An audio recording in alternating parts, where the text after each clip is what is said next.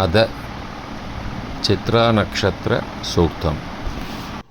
त्वष्टा नक्षत्रमभ्येति चित्रां सुभगं ससंयुवदिगं रोचमानां निवेशयन्नमृधान्मर्त्यागश्च रूपाणि विगुंशन् भुवनानि विश्वा